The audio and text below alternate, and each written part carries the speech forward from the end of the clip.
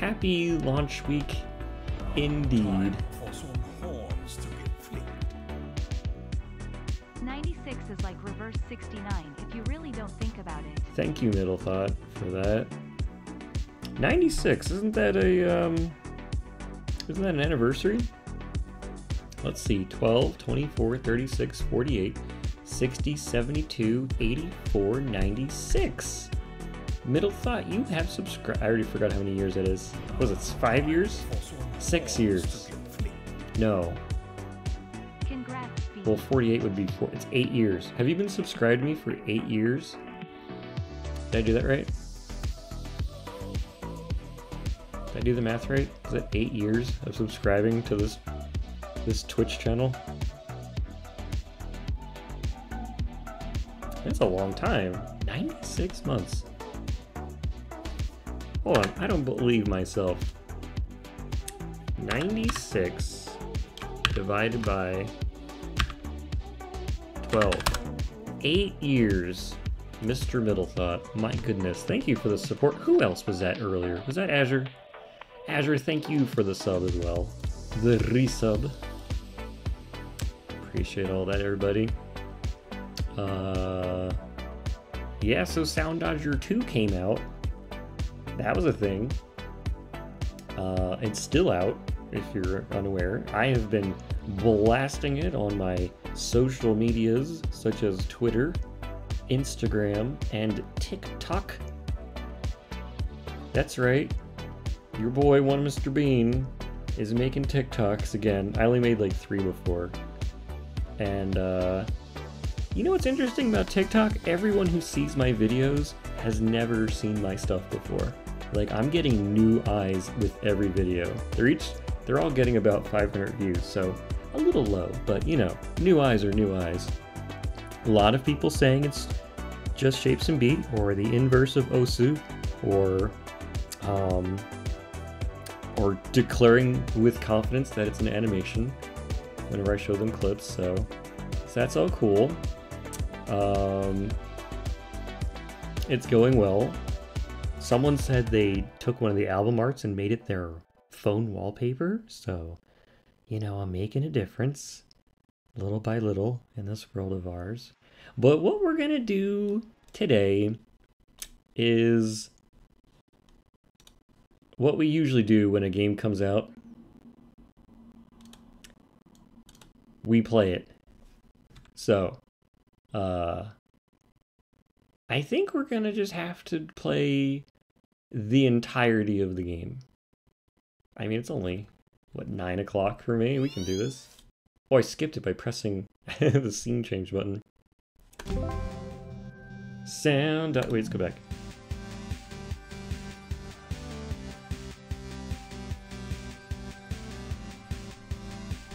Now, before we play, I think we should... The entirety of the game includes user levels? You wish. I think what we're going to do is actually clear everything I've ever done. Shall we? Wait. It's cropped weird. Hold up. There we go. Okay. I think we're going to clear everything. Psych. Oh, he's gonna do it. Oh, he's gonna do it. Oh, he's gonna do it. Ooh, almost. Ooh, look at Bean. He's gonna...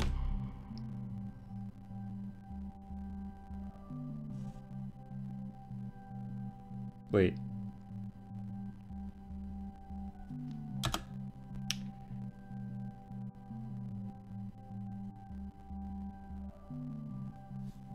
Just kidding. That was totally intentional. Let's see, what do we have? Mouse pause, auto restart, static cursor, show arena guide, hitbox, play count. We're good here, we're good. Particles, anti-aliasing. We're good. Alright. Let's go. There should be an achievement for getting the clear data bar to 99% on a full save. What is a full save? Does that mean you have like an S plus and a heart in every level? Excuse me while I open my sody pop.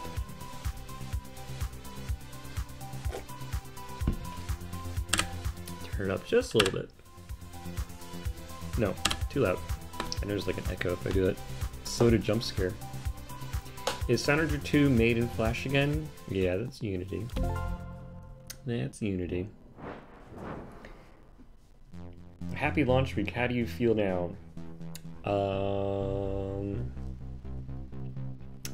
I am relieved that it's over, and I'm sad that it's over. I'm both relieved and sad. I mean, this is kind of the deal with most of the games I've made, if not every single one, but it's way more fun to work on a game than to launch it. And launching it, I don't mean like doing marketing and like setting all the checkboxes in Steam to make things work and defining achievements and doing QA testing and all that stuff. I mean just like having people play it and have them enjoy it, and having them complain about stuff they don't like, and people telling me they love the game, or telling me a game changed their life and made them become a musician that made them become official musicians in the sequel that just came out this week. I don't mean any of that stuff. I mean just making a game is really fun. That's why I do it so much. I love making games. There are little notches in my brain that get just ticked. No, checkboxes is a better word. There's checkboxes in my brain that get checked off whenever I make games, which is why I've been making them for over 2 decades now. Absolutely love it. 2001 is when I started making games. 22 years ago, and I have yet to find anything that consistently makes me feel so joyed to flex creative muscles and solve problems on a daily basis. Now, we always have our good days and our bad. That's with any hobby or thing that is a passion project. But my goodness, do I love feeling emotions and wanting to find a way to make them interactive for other people to experience. So Soundodger and Soundodger 2 are no exception at all to that. So yeah, it's a thrill to just keep adding stuff and removing things and fixing things and polishing and making really fun UI buttons and sound effects to go with it, and writing the music and making the levels and making an editor that lets you do all this cool stuff. Yeah, I love all that stuff. And so now I'm not doing it anymore for this game. But you know how I work. There's always another game in the works. As rumor should have it, it sounds like I'm actually starting a new game tomorrow. Brand new Unity file. Brand new game. Dare I say any more about it? Of course not. Not yet. Something to look forward to. The boy never takes breaks. Did I get a break? Some people take a vacation. Now, I usually work on Saturdays. Saturday mornings I have the house to myself, it's quiet, I can concentrate, I get a lot of work done on Saturday mornings. This was my first Saturday just passed, yesterday, where I had the whole morning to myself and no game to work on. So you know what I did? I worked on Soundodger 2. Can't help myself. Just can't help myself. Anyway, I fixed a bunch of stuff and put that update out. So now we're at version 1.0.2. which means we've had 2 updates since launch. This is the first song that was ever made. I didn't talk about the level at all. This is the first song that was ever made for Soundodger 2. Obviously a sequel for those who know the first game. This song is called 17 and Something. It is a sequel to the first, a song in the first game called 16 and Dangerous. That itself being a reference to John Hughes movies and the French DJ, musician, producer Danger. So 16 Candles, I guess, would be where that came from. But anyway, back to songs. We got an S+. We've got a perfect... Oh, we already unlocked something. That's a heart.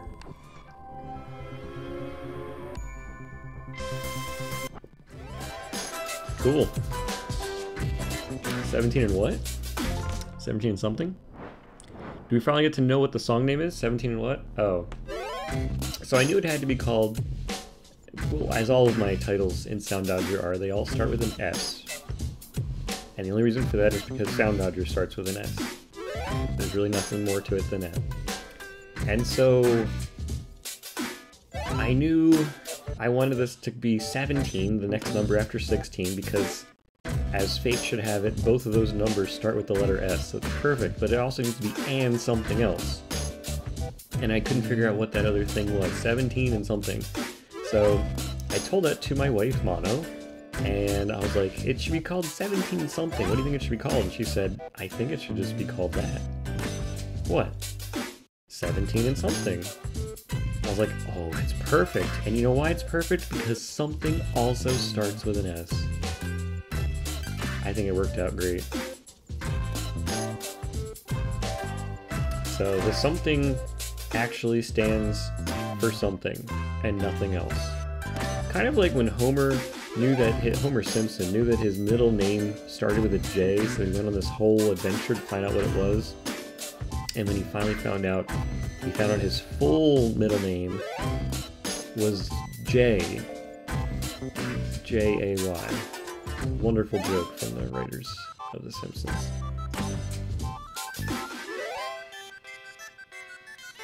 This part reminds me of Bit Trip Beat when you're low on health. It goes into black and white, like 8-bit mode. Kind of like 2-bit mode, something from Atari. Weren't there supposed to be hugs there? Or is that only in advanced?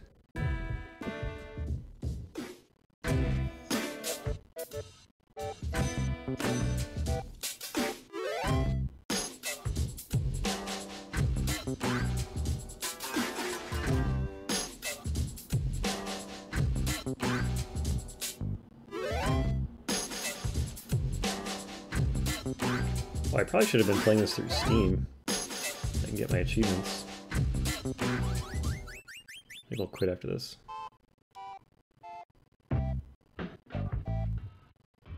See if I can get it stuck. Oop, not quite.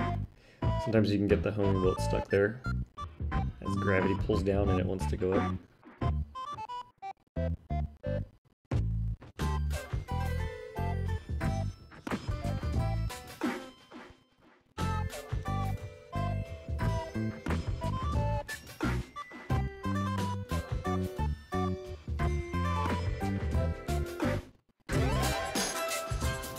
You know, at first I wasn't going to ask Disasterpiece to be back in the game, as much as I love his music in general, and the songs he made, like a song he made for Soundodger Plus.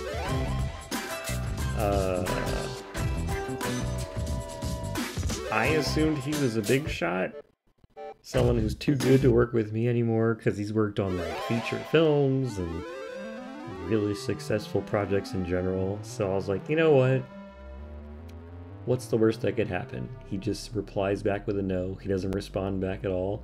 At that point, I had so many cold emails that I sent out and never were responded to. I was like, you know what? Who cares? Let me just ask him. I would love to work with him again. Let me ask him. And then he responded like immediately and said yes. I was like, all right. Well, I clearly have no idea how to read the room. And I should just assume, not assume, but like at least take a shot with people, you know? Alright, let's close the game real quick, and I'm going to switch to, oh wait, hold on, we unlocked something. Just unlocking things left and right, okay. Let me close this real quick, open up Steam. Hey, guess what? I just beat Cuphead DLC off stream the other day. That was a very wild ending. I'll put it that way. Unable to sync. Don't worry about it. That was a wild ending that happened. That final boss. There's so much going on. Anyway, I can't believe he's done the music for Bodies, Bodies, Bodies, and It Follows Now. Yeah. I met him like right after he finished working on Fez, and he was sitting in the row behind me, and I just kind of gushed to him and told him how cool I thought the music was, and I loved it and stuff. And he was very very nice person. I mean, he didn't just like blow me off like Brian Lee O'Malley did when I got to see him. I think at the same event, if I'm not mistaken. Because Brian Lee O'Malley, the creator of Scott Pilgrim, and the illustrator, you know, of all the comics, he was one of the special judges, VIP judges, I think they called them, for IndieCade 2011. So he played basketball. And I don't know if he voted on it enough. It became a finalist, didn't win anything, but it was a finalist. So I don't know how he felt about it, but we were in line for the buffet. There's like a party at the same venue, and he was like right in front of me.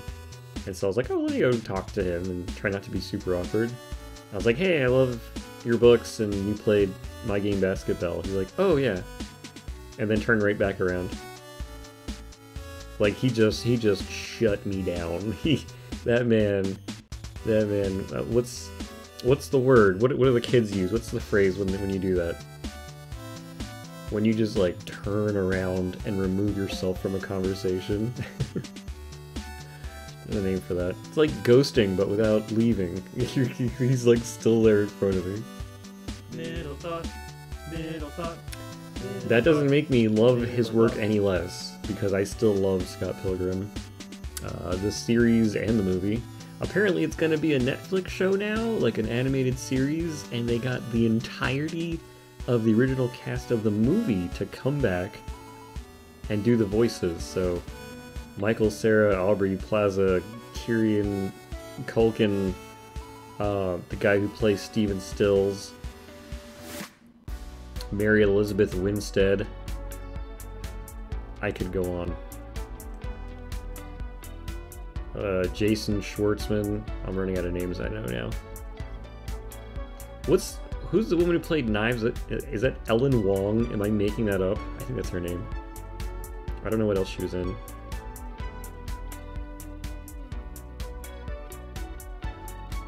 Oh, Brie Larson, of course.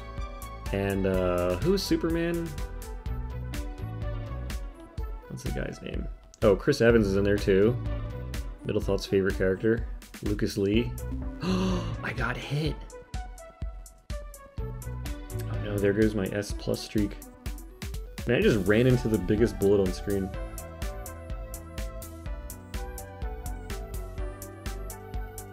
Brandon Routh? Is that his name? Am I remembering now? Brandon Routh? Did anybody watch during lockdown, they did like the reading of the script with all the actors, well, most of the actors coming back. And then Chris Evans was there, and he didn't read the line that people appreciate from his character when he reads the phone and he gets a text message and he's like, it's actually hilarious. Like, that apparently was not in the script, and he just improvised it. So since they're reading the original script, he didn't improvise that line. It's like, alright, something only the true fans get upset about, myself included.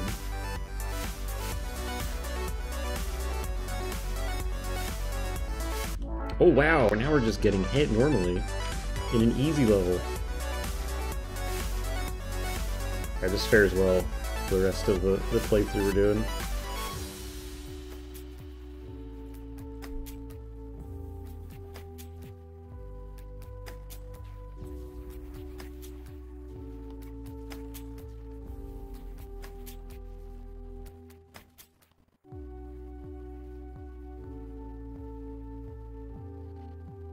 Anyway, table reading was great, and I think Brandon Routh? Am I even getting the name right? He still had his Evil X #3 t-shirt? Right? Am I remembering that right? Anyway, it was cool. Some people like kept their props like 10 years later. Wow, look at all these hits. We're fine. We're fine. Oh, we're still locking stuff though.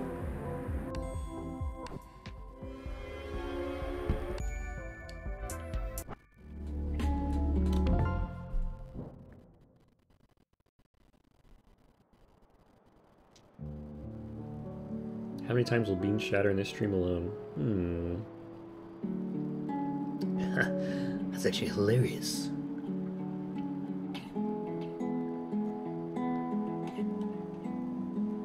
Now, this is not like a burning rage in me. I'm not one of those types of people, but I am eternally disappointed that Scott Pilgrim was only one movie. The fans would have liked to have multiple movies. Edgar Wright, the director, would have loved to have multiple movies. And I think he tried to get, I don't know if he wanted 2 or 3 movies. But he wasn't able to get the funding or whatever. And it's not one of those things where like, hey, let's make part 1 and we'll see if it does well. They were like, you either make it in one movie or you don't make it at all. So he was forced to take all 6 books and cram it into 2 hours, or however long it is. It's a little longer than 2 hours. And, yeah, it's super rushed. Not because he rushed it, but because he had to fit 6 books worth of content. Can you imagine, like, Harry Potter being one movie? It's 8 movies. And he still didn't cover everything. Uh-oh. How? What? How did I get on the wrong side of the law?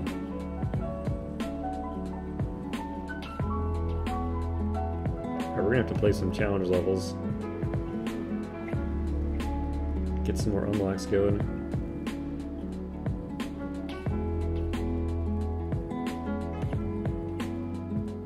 Harry Potter wasted a movie on nothing? I assume you're talking about 7 Part 2, which is the only one I have not seen. I saw 7 Part 1 and all the 6 before that, and I just didn't care. I got burnt out, and you know what was good? Okay, so the first 2 are like magical, because it's like John Williams doing his thing, Chris Columbus doing his thing. He's a great director, right? He did the first 2 Home Alones.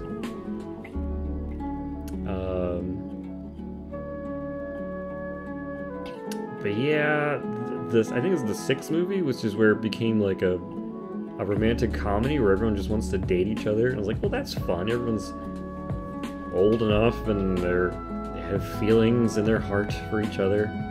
So it's kind of cool to see that dynamic happen. But then they all just wanted to kill each other in the last one. So I'm good. I don't need any more than that. I felt so burnt out after watching Avengers Endgame because I had watched like 20 Marvel movies before that. I think it was 22 movies total and I just didn't see 2 of them. Ant-Man and something else. But I had watched the rest and I'm like, this is the end. After I watch Endgame, I don't need to watch another Marvel movie ever again. And since then, I've only watched, I think a couple things. I've only seen, like, the new Spider-Man, because Spider-Man's my favorite. Everybody knows this. That's why I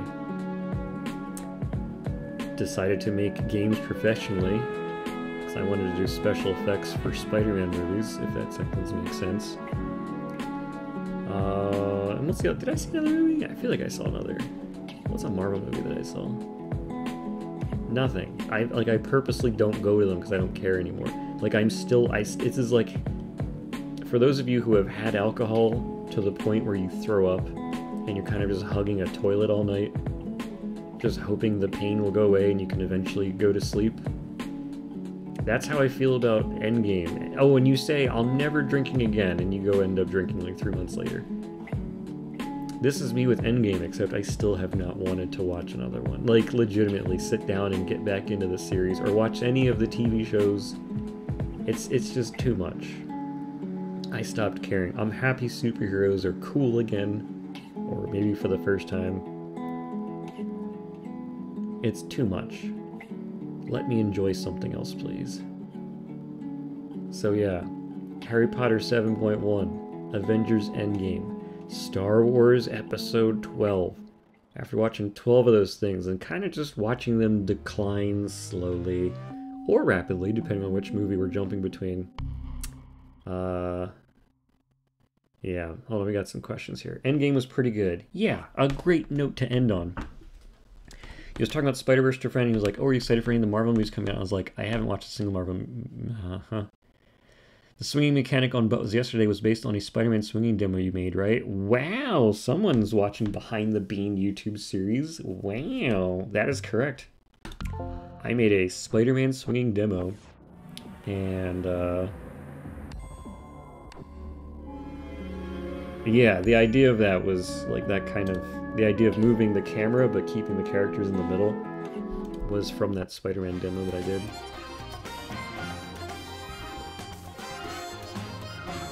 Bean lore. You know it. Will we get more Behind the Bean episodes? Well, we're still trying to find a way to make Soundodger 2 go viral, and it's not always in your control, but the people who are good at making tweets and social media posts in general, or advertisements or whatever, that really catch you for a simple game like this, they clearly know something that I don't. And I've read so much advice over the years, and it's all just, you know, keep at it, find out what works, find out what your audience wants, make sure you sell them on the story, not the game, like the story of the making of. Because no one cares about an indie game. There's 30 released every day, like why should they care about this one? Well, this one has blah blah blah. It's like, yeah, they all have blah blah blah, like they all have something cool. You know, why does yours stand out? And that kind of thing, it's hard to be attached to something so closely for years and then step back and be like, hey, here's this cool little simple thing. I was actually at GDC a few weeks ago, and there was a talk I saw about Aggro Crab talking about... Wait, is that the game? Hold on. Wait, which is the people who made Going Under? They have that crab game. Are they called Aggro? I think the studio's called Aggro Crab. Anyway, they were making all these TikToks that were doing great and getting like 1 million views each. Like literally 1 million views each. And they're showing, and all they're doing is showing some incredibly basic thing that they're doing in Unity that I would just gloss over because I do that kind of stuff every day. And they're like, you don't understand. Like showing this kind of stuff is like showing a magic trick. Like people don't know you can just move a slider and have different things happen.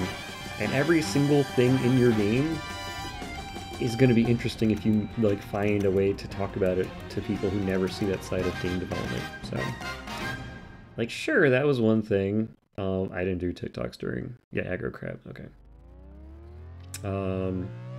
Yeah. So the thing with like TikTok is you have to always assume that people don't know what the game is, or that you're the developer, or all that other kind of stuff. So in every single TikTok you need to mention in some way, shape, or form that you're the developer, this is a game, and you made it. Ooh, look at that, we just unlocked so much stuff right there. Why is it gray? Oh, fixed it. That's weird. Oh hey, isn't 81 here? Is that 81 dot in the chat? Hello. Hello. Alright, we're still... How did I get... Oh, because I got over... Oh, I see. These are over 100. So 107, 107, 99. So it negates. We're good. And this one here. Cool. Here we go. Okay, good.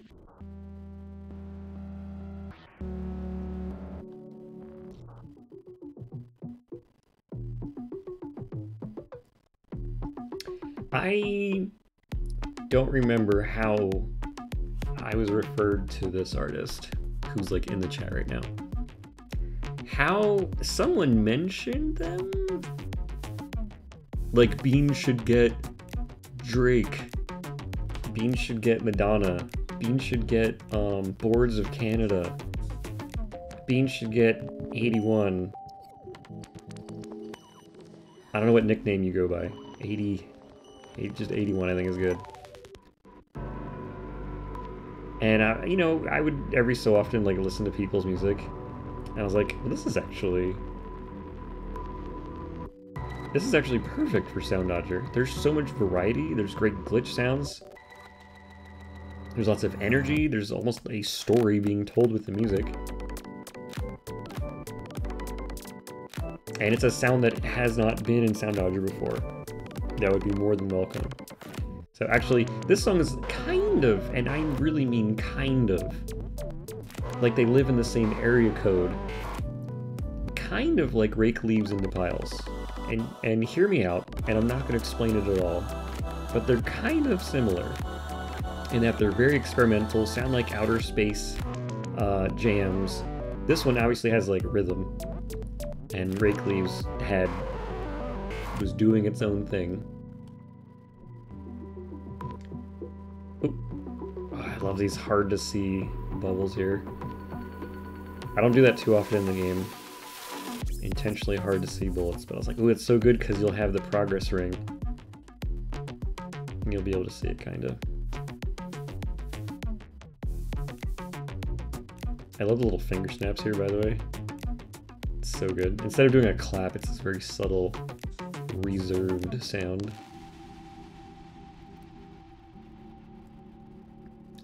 Bean, you did me so well with this level design. You know what?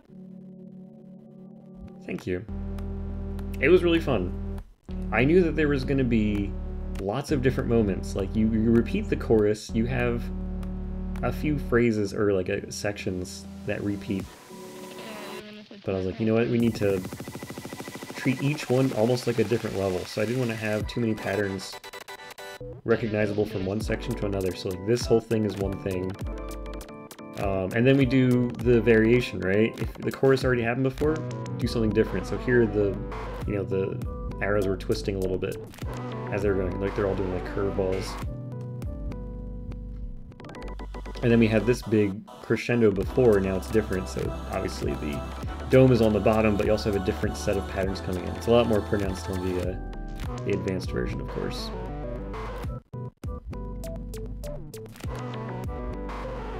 Okay, what happened to that homing? Just kind of stopped in place. Whoa, homing forever. What DAW does Bean use again? Ableton Live 8, which came out in like 2011. If it ain't broke, don't fix it. Well, that was a short-lived heart. Look at that.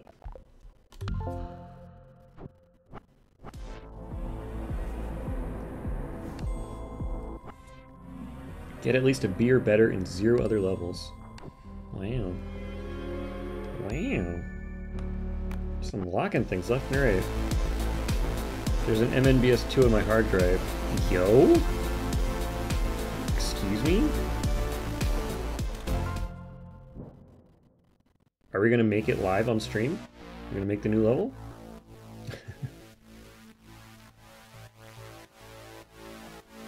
Ooh, new bullets.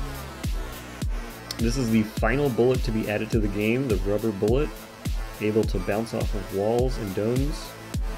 And if you add gravity in there, it really looks like you just threw a gumball into a glass sphere or something.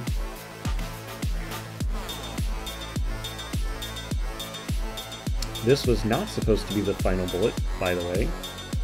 The final bullet was supposed to be something completely different, and I never figured out quite how to make it.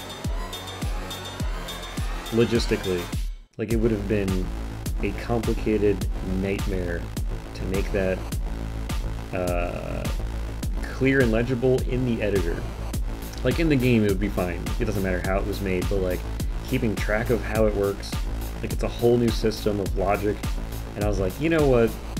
This thing is going to be messy no matter... I had 3 different ways to do it, and they were all messy and ugly, and I was like, you know what? I also want to do this bullet. And I think it's cute to call it a rubber bullet because,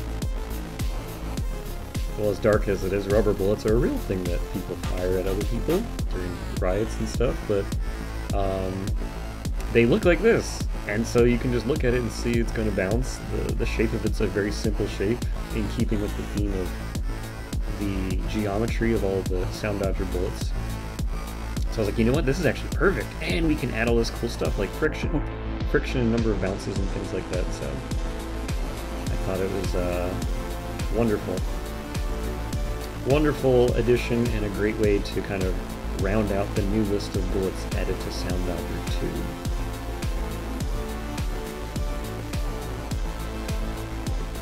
2. Well, I'm proud of this part, the hallway.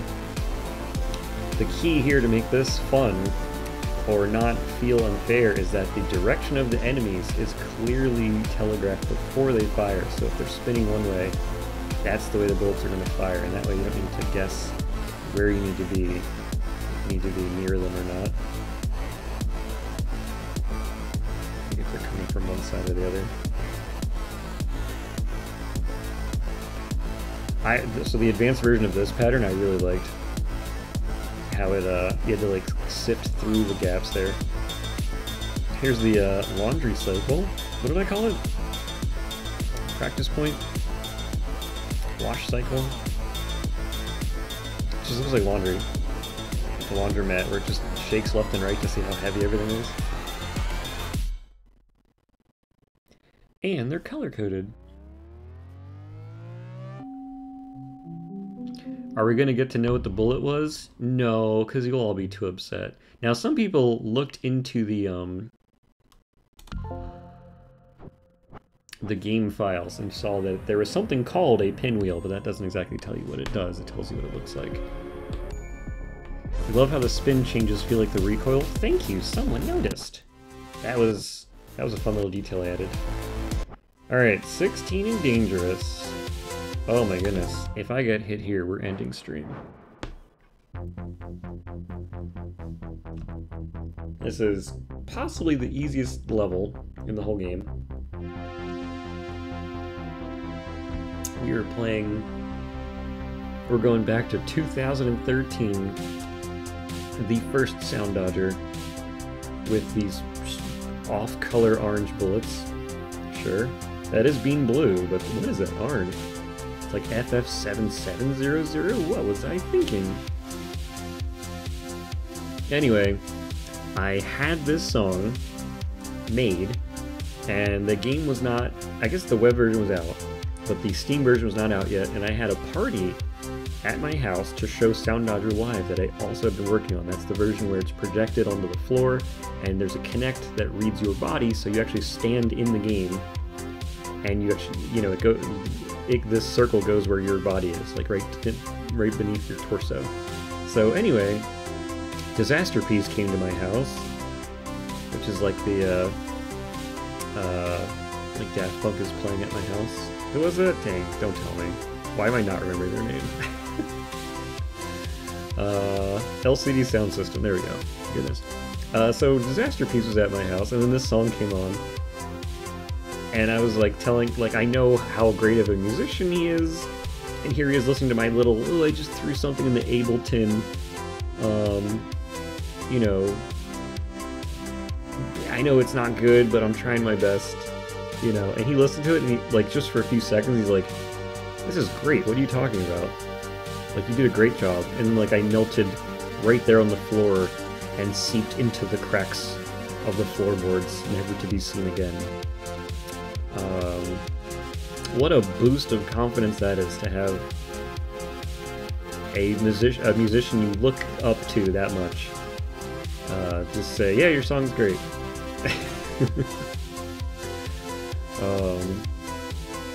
Like, I was proud of it. I was just, you know, being self-deprecating like usual. But that was cool of him to come. I can't think of any other big names that came there, because he, like, I barely knew him. Like, I worked with him, obviously. I saw him at a few things, but, you know, he's not a usual guest at my residence. Man, who else was there? I mean, there were a lot of people there, but...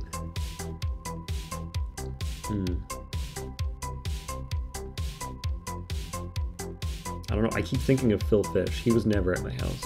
I don't know why I keep thinking to say his name right now. He was not at the party. Get some grades, hold on. Oh, did I get nothing?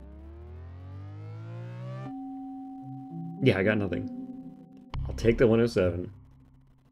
If I was a musician and got complimented by Disaster Piece, that'd be something I'd never forget ever. Wow. Yeah, I mean, I haven't forgotten. That was, you know, 10 years ago. That must have been, yeah, like August or September 2013. There should be a Steam achievement for completing this level 16 times consecutively. Yikes.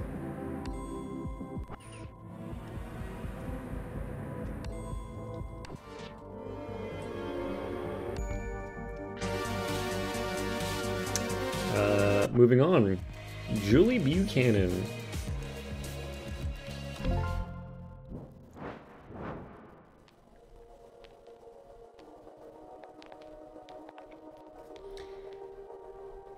Julie, I discovered through a tweet thread. I think it was someone asking for musicians in games to kind of just like tweet or like reply to the thread if they have availability with like some of their work. And I was like, perfect, someone else is doing the work for me. So I was just like snooping through someone else's tweet thread and then read all the musicians that were sending their, just kind of replying with their stuff. And so I heard Julie's stuff, I was like, ooh, there's a lot of good stuff here. Because she was really into experimental glitch stuff with this classical training on top. You can hear all the piano stuff going on here. And she does these great vocals here, that's her vocals. I like how bursts look great. Damn. Wait, what? I'm sorry, wasn't there supposed to be a clear right there?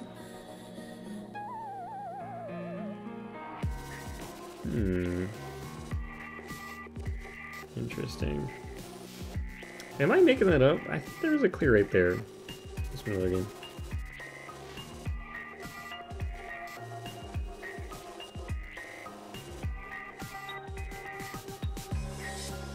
Well, it's okay. We still have the 100% dodge going on right now. Okay. We do not any longer have the 100% dodge going on.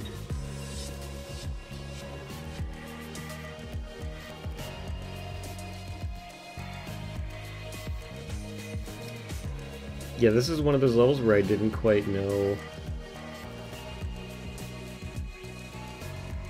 what I was gonna do visually. And then I heard all the piano stuff and I was like, ooh, that's actually a fun challenge. Can I make pianos? And then this challenge was so cool that I can have a set of 3 occidental keys, a space, and then 2 occidental keys. So you have this like clear path to go through. And the more you understand how pianos work, the more you understand that you'll always have a way through.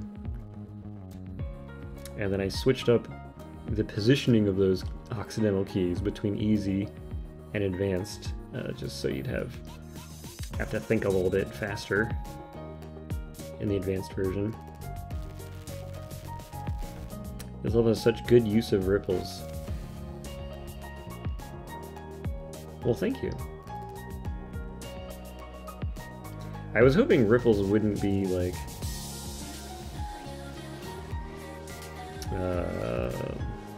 a waste of a bullet to add to the game, because it's not doing, the movement-wise, it's doing nothing special. It's just moving in a straight line, just like most of them do. Like, plus was a cool one because it, you know, comes backwards. But yeah, the ripple is just kind of when it just gets wider and thinner. It's like, oh wait, it can become a wall, and then it can become holes in the wall that you can move through.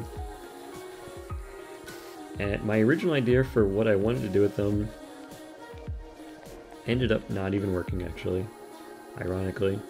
The thing I wanted them to do just didn't work, because it's hard to make a straight line with them, because this game does like radial arcs everywhere. Look at that bloom coming in. So the thing I wanted to do doesn't actually, I thought I wanted it to be like a full wall, and then it would like open up, and you like go through the thing. But it's alright. Actually, I just got an idea for a cool challenge. Like, what if it was a wall that never moved? I don't know, it's hard to draw that. Maybe you could do like Ford the River style, and then they would keep opening up and closing. You have to do stuff on different sides. Anyway, I think the ripple shape change opens up so much cool stuff. Also, it has a certain vibe that isn't matched by their bullets. That's true. And especially since you can change the pep or have them go one way or the other. Like, there's a lot of versatility. And of course, you can make them gigantic. That is also a thing you can do. Are we gonna get a power up too? We're close. What's the challenge on? 6? Oh. Nice. Alright, let's go on to circles.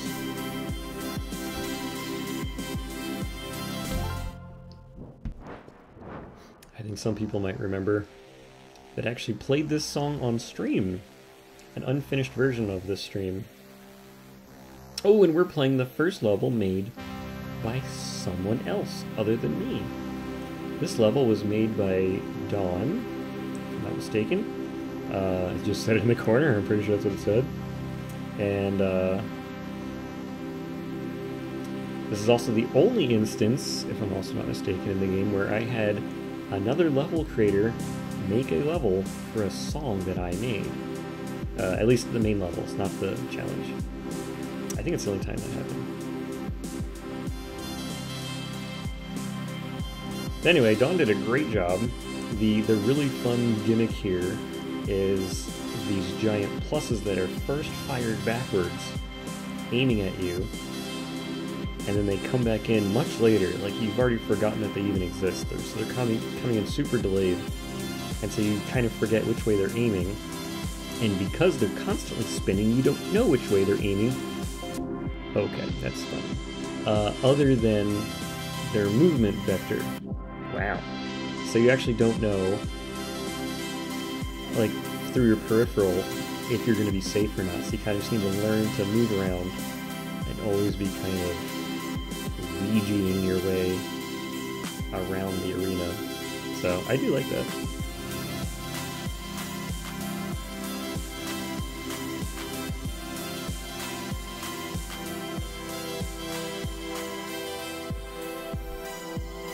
Love this color change.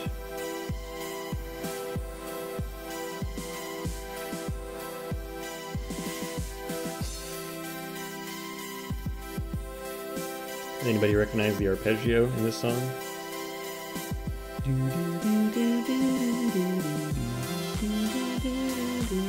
recognize that? Those are the same 5 notes from the Studio Bean intro when you boot the game up. It's also the same 5 notes when you get your results. It's also the same 5 notes very sped up when you open up the power-ups menu in level select. I use that chord progression motif several places throughout the game, so. Bit of grays here. Oh, we're not going for the grays.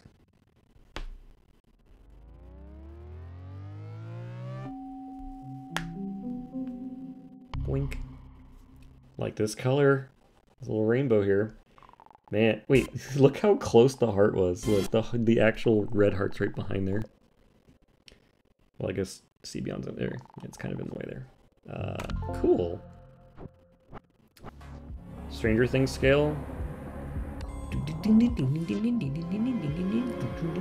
yeah, maybe it's Stranger Things. This level has like, ooh, next power. Yeah. This level has a classic Soundodger level design feel, but it feels so fresh. Agreed. Moving on to modular origami. First song with lyrics, I think. This is an artist who I worked with very briefly in Soundodger Plus, not in the main levels, but in the DLC. I first learned about Girlfriend Records from Man vs. Game, one of my oldest friends on Twitch, and he's always been just playing new music that he finds and loves from Bandcamp, and I follow suit and just start loving them as well. Like, he introduced me to not only Girlfriend Records, aka Sphero, but also Magic Sword and Le Matos.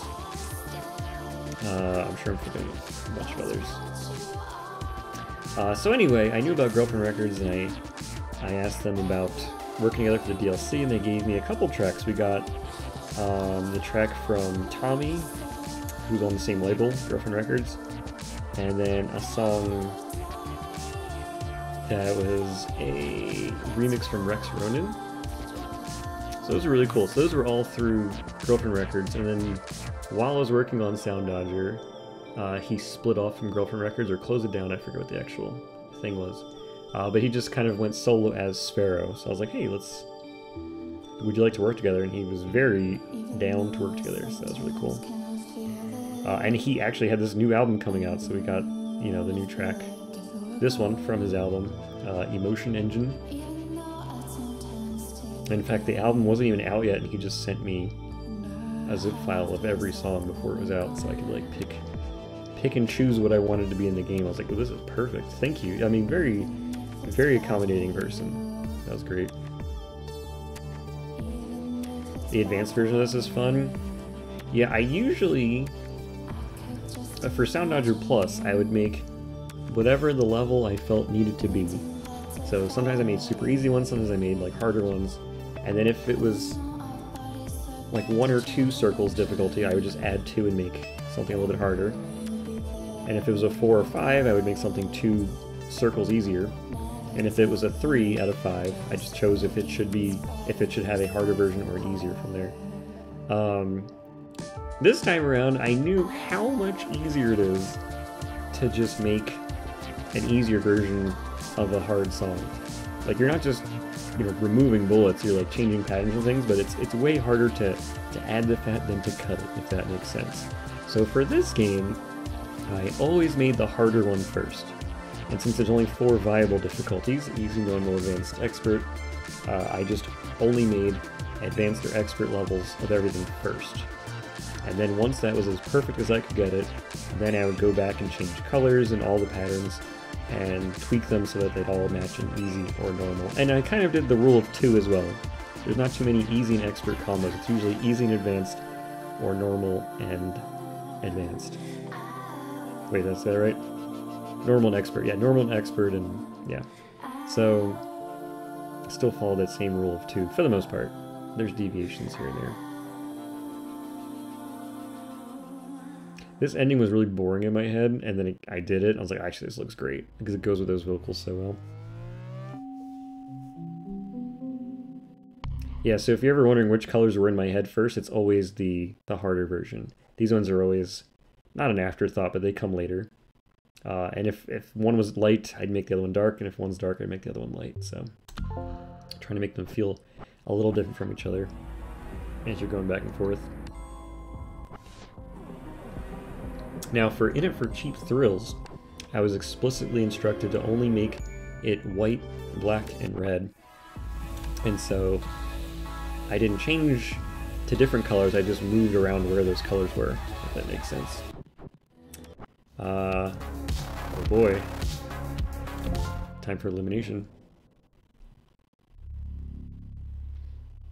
This one goes off so hard.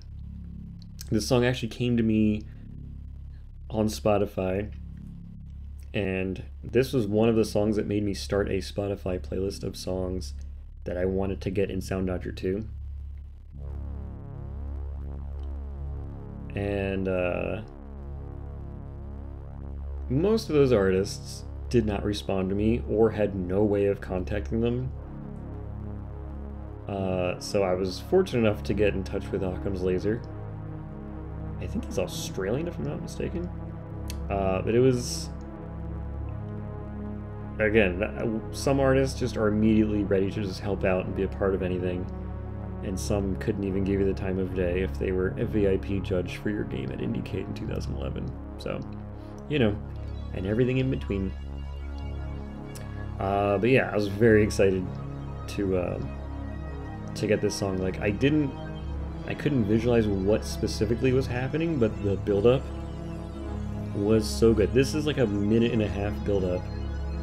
And then once it actually drops, it doesn't give you a break until the end. And then it keeps adding on to it, like it has the bass starts shifting up and down at the 2/3 mark and stuff like that. But yeah, I absolutely love this. Now I still have that Spotify playlist, and whenever a song from that playlist comes on, because I listen to it so much, Spotify still wants me to hear that stuff. You know, did anyone ever have a crush on somebody? And you have that ache in your heart when you realize that they will never be with you? Do you know that ache? Do you know that one? That's what I feel when that playlist, like any song from that playlist comes on. for an artist that did not end up getting into the game. Like, it's that same feel, like I would have, like, there is a song that I was convinced was going to be the intro track to the whole game. I was like, this is the perfect song. I can see the whole thing in my head, the entire level. An incredible song, it's a perfect intro. I have everything. I know what's going to happen, the size of the arena, how it changes with each instrument, all that stuff. And all they had was a contact form on Bandcamp, which, you know, that doesn't really go anywhere. So they never responded to me. And I sent them another message through who I think was their music label. Maybe they could like get in touch or something. And they didn't respond either. So I was like, well, that's it. We're just not going to be able to do that. And that's just how it's going to go. There were a lot of cases of me cold emailing or sending in that contact form in Bandcamp. That's all there is. Like, I can't DM on their SoundCloud, on their Twitter, on Instagram. I can't send them a message on TikTok. Like, all these things I cannot do. It's like they just don't want to be contacted. Which, you know, if they don't, then they don't. So, you know, we were never going to work together anyway. But it's just weird to make yourself completely unavailable like that. Maybe you just want to make music, you know, but that is not made clear. So, anyway, a little confusing, very different from the first game, because the first game I emailed 15 people and 13 of them said yes, that they were going to be in the game, and 2 of them also responded and said no thanks. So, I don't even want to know how many emails I sent out, or messages I sent out in this game. Way more, way more than that, and so many people never responded, which is fine. You know, if that happens, that happens. I was telling my creators this before, but what really frustrated me are the people who actually responded to me, said they wanted to work on the game with me, and then they ghost me. Like, I sent them a contract, like, because we were gonna work together, and then they just stopped talking to me. And I send them follow-ups. I'm like, hey, just wondering if you're going to sign the thing. And like, boom, nope, nothing. Really weird. Very unprofessional. I don't know if everyone in the chat feels that way too, but that's really unprofessional. Like, not answering at all is fine, but actually answering and then ghosting. Not even, you couldn't have said, hey, I changed my mind. That still upsets me. What kind of people do they think they are? Hey, we dodged everything. The bell in this level where the inverted filter kicks in is so important. It's so important. I'm glad you realize the importance of it. Take it easy, Meave. Good night. Das Vidanya. That's a good response rate? Yeah, you mean 100%? Yeah, that is a great response rate. I mean, also, I only asked people who were like, who I knew. Did I email anyone cold? I got Terry Kavanaugh to help me email Chipsel, but that was just for DLC. Did I email anyone cold? Oops, we're restarting there, hold on.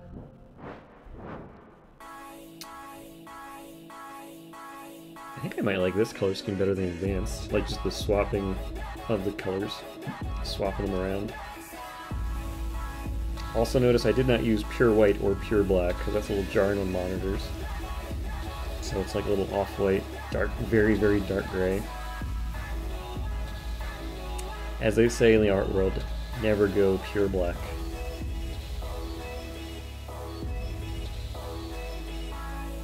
Old Navy. So this song was made by Turing's Ghost, who, if I have my story straight, played Soundodger Plus and became inspired to become a musician.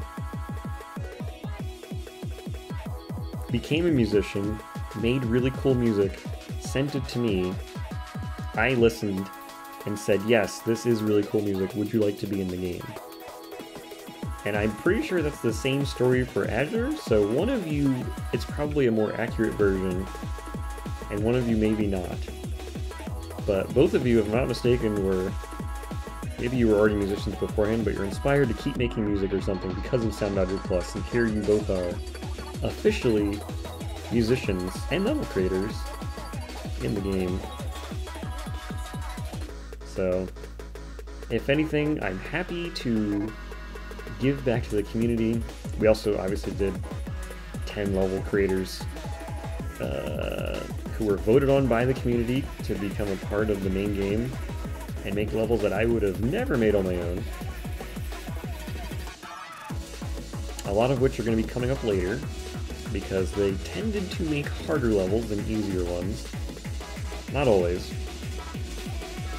But since the game is kind of generally ordered from in order of difficulty, in ascending order, most of the first levels of the game are made by yours truly.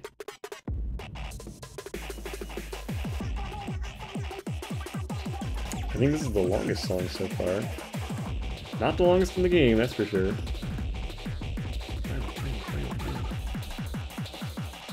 This build-up goes so hard and for so long. Like, there's the big glitch effect coming up when we get accepted into heaven, as I like to call it. But right here, get stopped. Bounce, bounce, bounce. Right there. No, there's more. Right there. No. Finally, it's coming up here. Here we go.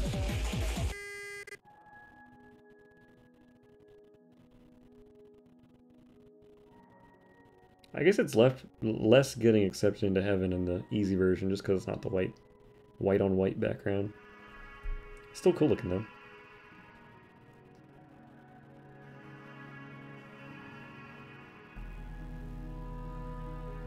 I think these are the same color too, the pluses here.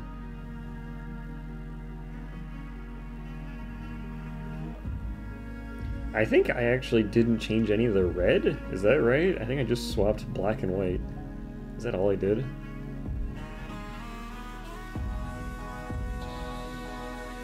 You like the last third of the song? You mean this?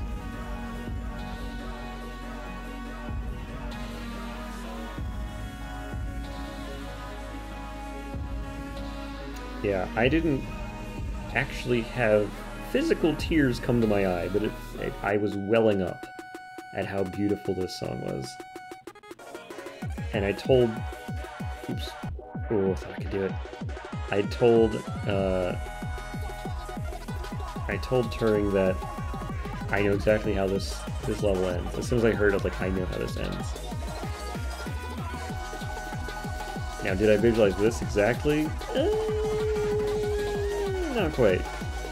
But the part where it glitches out, I knew what that was going to be, and how this builds up.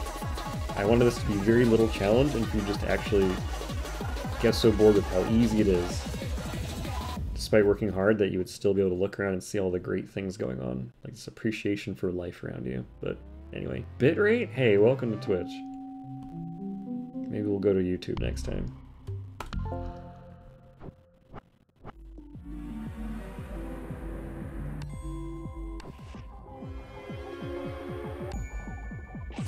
"20-second challenge?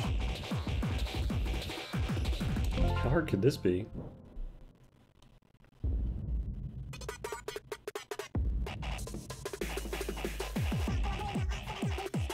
"20 seconds, we got this." Wait.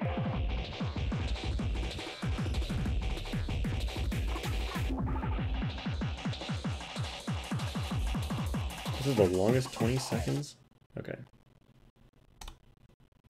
Perfect.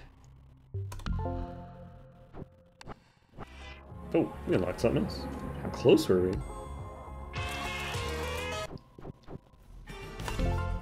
Let's go. Sea of Skulls.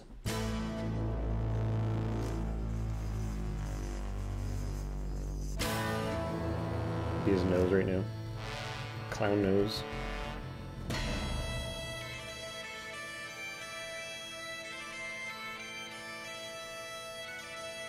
This was a very fun level to make.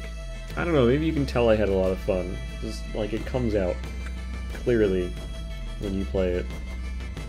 So this one is like my most narrative heavy level, I guess? Like it actually feels like we have a story being told from start to finish with arcs and twists and turns. Again, the advanced version was made first, and these patterns here in the advanced didn't work, so now it's like a weird whack-a-mole where they go just straight up. You have to choose which one has the empty skull hug in it. Sounds really fun to do.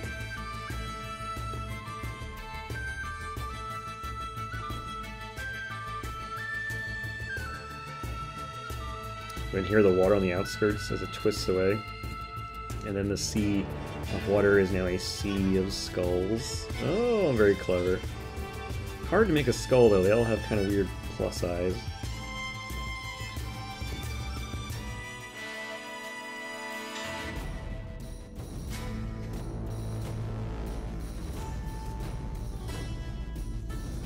Why are we not grazing? There we go. Get that super graze. Here we go. Your skulls are so poggers. What a sentence. Ooh, a half 0.58 graze.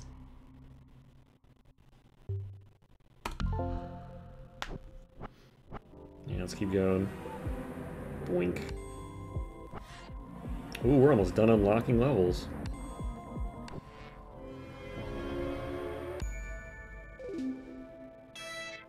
Ooh, last power-up. We have all powers. Yeah, that's the wrong color. It's like a weird gray.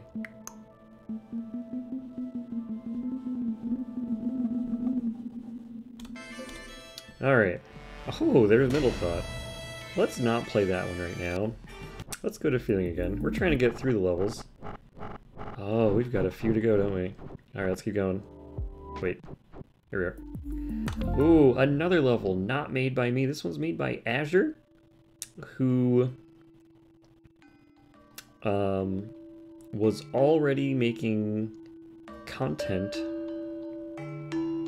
and so they were disqualified from the voting contest, but people still voted. We're like, sure, let's put the votes in, and they got easily the highest score above everyone else. So congratulations, Azure. You again proved that you're welcome as a creator in Soundodger 2. This is not the original song that was going to be in the game, the other song from 81. It was a different song, doesn't matter what it was, but Azure came to me and said, hey, I want to do this song. And I was like, tough cookies, this is not the song. You can't just pick a random song. We already have this decided. I have a different song we're using. And then I was sent a video of this level, an in-progress version. Azure's like, I don't care. I'm just sending you what I have. And my mind was changed. Just by viewing this one video. I was like, yup, this is great. I'm gonna go ask 81 if we can switch songs.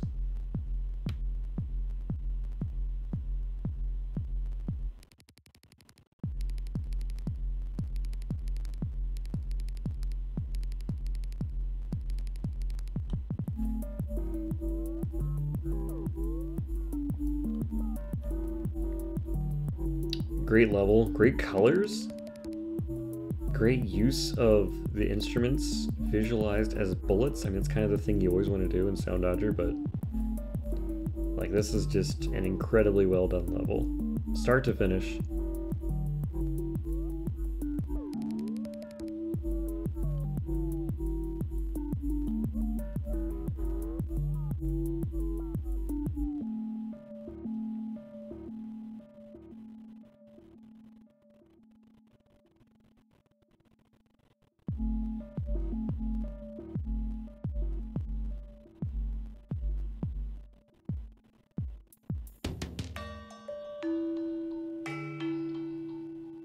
Giant hug.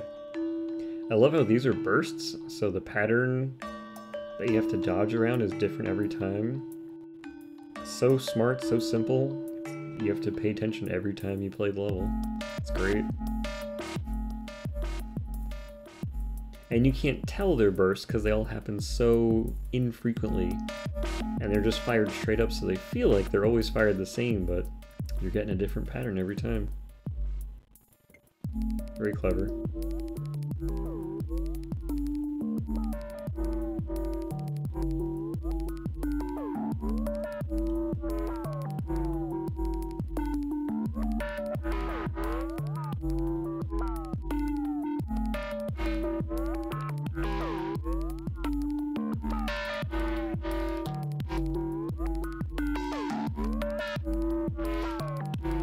Hold on to this heart.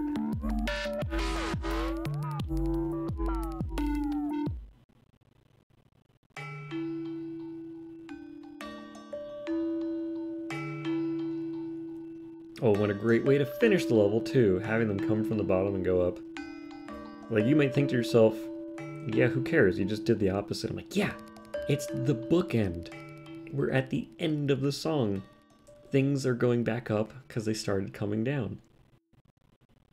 It's so simple. You'd be like, well, of course. Like, if you say of course, that means someone did something so just perfect for what should happen if you just said of course. Anyway.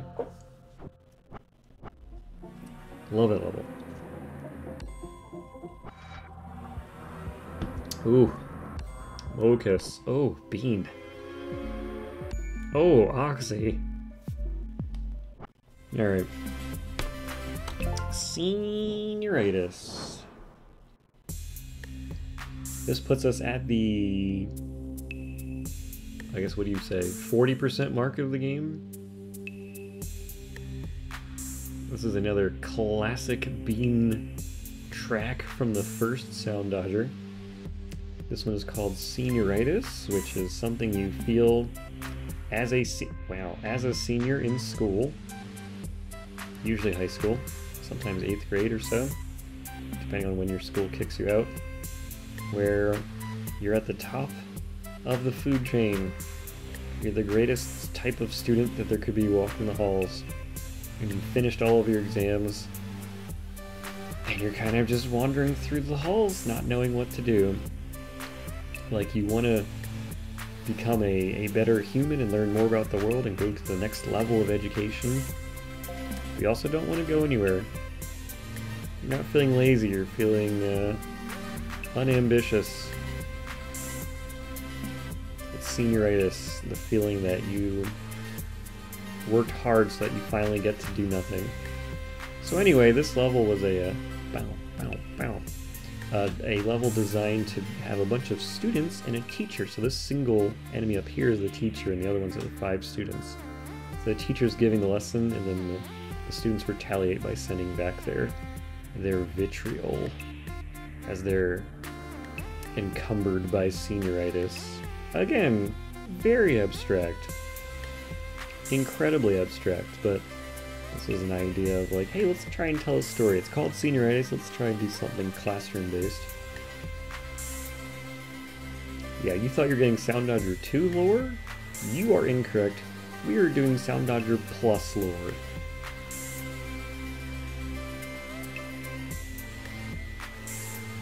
Now, there is a song I wanted in the first game, but I didn't know how to contact the person.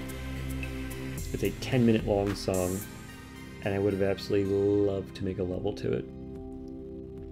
And it did not have an ending like this, but it did have an ending like this, if that makes sense. Where you have this first 2/3 is one song, and then it kind of turns into something else. And it has these bass hits.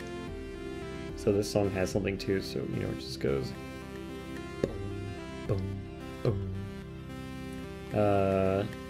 Not at all what's in the original song, but man, that was one of those songs I listened to just hoping it would be in the game. I was like, you know what, I'm not gonna message this person. I felt inadequate. Kind of still do, because I was like, ooh, maybe I can contact them for part 2. But do I want to make a 10-minute song? 10-minute level, I should say. I was actually close to putting in a 15-minute level. Like, I have the track.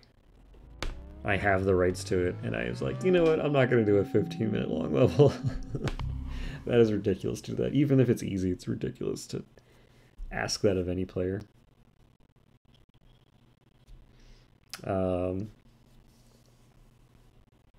Would the challenge for that be like 3 minutes? Maybe. You want to do a 15-minute long level, yeah. Hideo Molinari, that's hilarious. Chilton Walk is another one I found on Spotify. This one came up from Spotify. I was like, this is incredible. What is this song?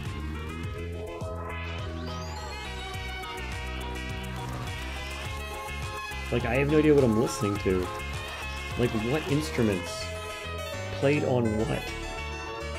Like the whole song sounds like it was recorded onto a audio cassette and then played back and then recorded again with a microphone from like a mono speaker.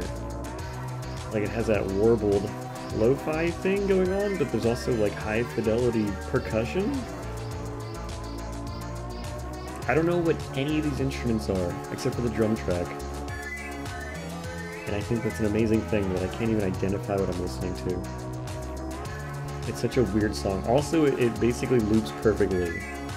There's like 2 halves of the song, and so that's how I designed the level. Right here. I was like, hold on. This is basically the same song twice in a row. There's a few differences, but almost the same song. Why don't I make it the same level twice in a row, and then just add a new challenge the second time? And so that's exactly what I did. And to make sure that the entire level was identical from the beginning and the end, I turned the whole half into a prefab. So you just have the prefab repeat itself in the second half.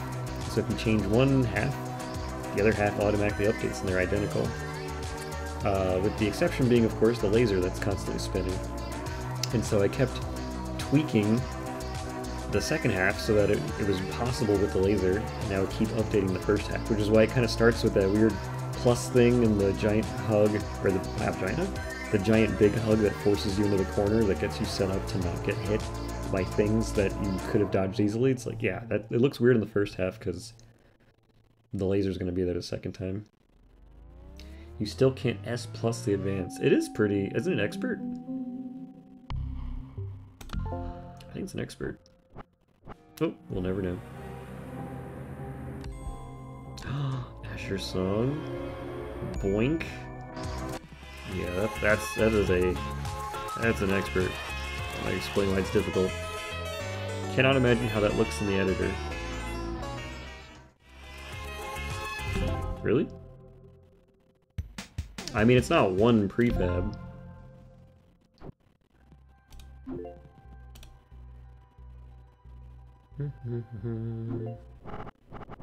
Oh wait.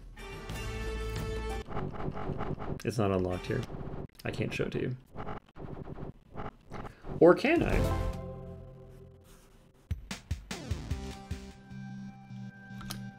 I'm pretty sure I can just load it this way. Load a level.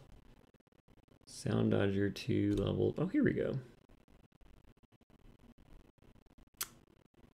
Let's see. What was this called? Chilton Walk. There it is. Okay. So here it is. I mean, it's not one prefab. You can see, like, this is the same thing. This is the same thing. This is the same thing. These are the same thing. These are the same thing. This. It's all the same prefabs. These are the lasers that are added here. Like, the only big difference is the length of these prefabs, because this sound here, it's the twink, twink, twink. And that sound stops there, but it exists for the rest of this. That's it. Very simple level. Yeah, it's not one prefab, because, yeah, you can see there's slight differences, but, like, they're identical otherwise. I think this is the only thing that deviates. Just this part here. Pacer test. Yeah, like that. I did my first fitness gram pacer test. last year in the summer, I was going to a Ninja Warrior gym near me, and they do weird exercises in the morning to get you pumped and ready to go. So one day they had us do the fitness gram pacer test. I've never done it before, so I did it in my mid-30s, and I was very proud of myself. I got 50. If anybody's done it before, I got 50. I was very proud. I even ran more than some of the teenagers who were in the class with me. So it was an adult class, by the way. And then I found out that adult actually means 13 and older. So I got my neighbor to come with me. We're both in our 30s. And we were the only people who were not teenagers. Everyone else was in high school. So it was a bunch of teenagers and then 2 guys in their 30s who were at this Ninja Warrior class. But anyway, I was very proud. My neighbor got 40 or so, and I got 50. And some of the teenagers couldn't do 50. I was like, that's right. In your youth, you're still having trouble. Even though you can literally do everything else in this gym, and I can't. Like, I couldn't even swing from one bar to another. Lashaying, as they call it. Oh, wait, I want that one. Oh, man. I was rushing it. I had so much time. I had like a week to get that heart.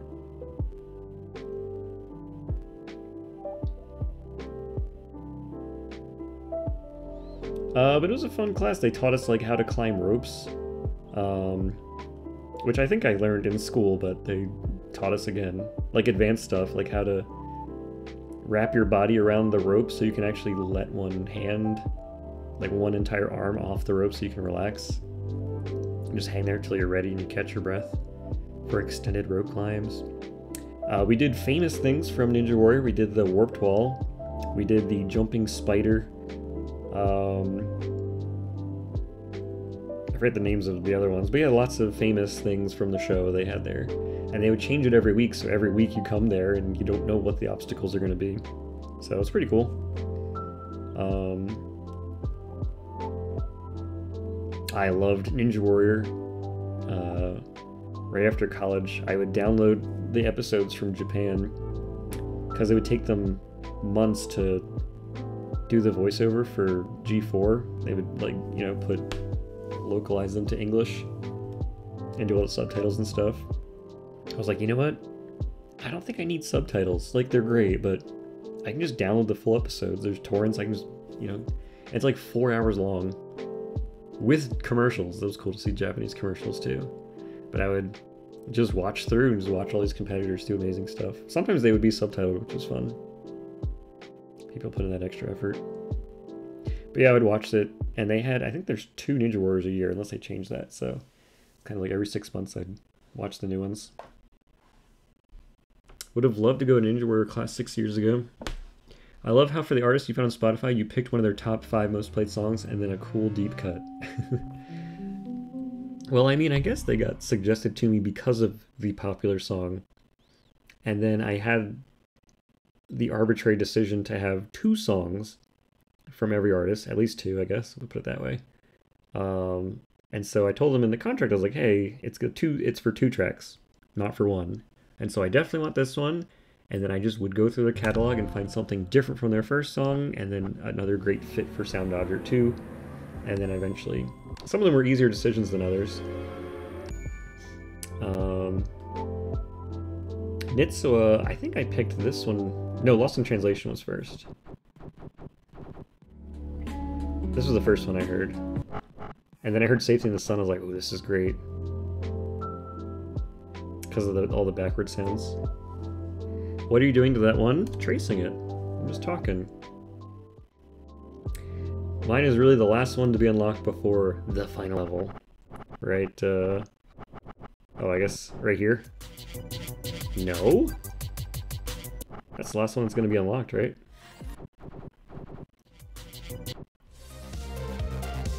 That one's not you either. Wait, is it that one? Hold on.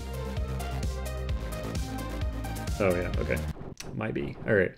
We are on Drops.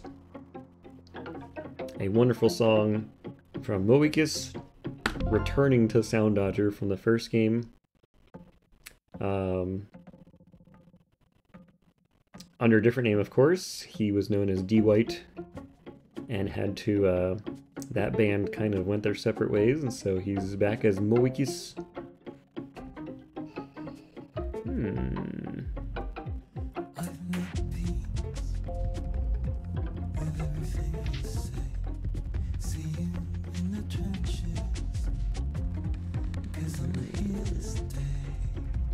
Instant Wars was so good, it was your favorite. Yeah, that was a great song, wasn't it? From the first game. I love this track, though. Lots of cool stuff going on here. The level as well, but yes, the song too is...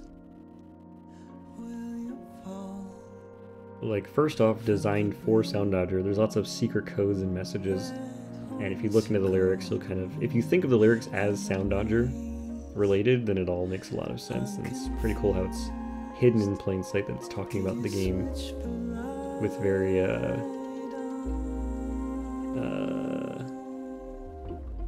ambiguous lyrics. Is that a good word? Ambiguous?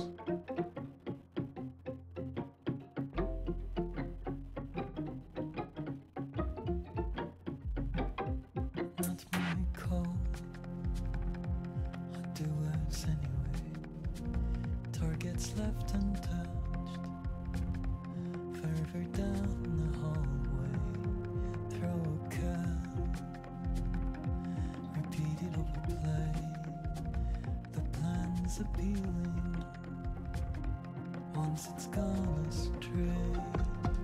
Can you tell I'm mad? Ooh, those text effects. Do you think it's okay? I'll play the arrow. Not sure what's the prey. Call off the horses. We're walking it off tonight until I've lost track of what else to find. Oops. I'll read in chat. Ooh, love that burst. I feel like if someone's making a level for an artist who was in the first Soundodger, you sometimes like want to honor it and make a level that's simple, like the first game was. I mean, there's a lot of complex stuff going on here, so maybe I don't really mean that.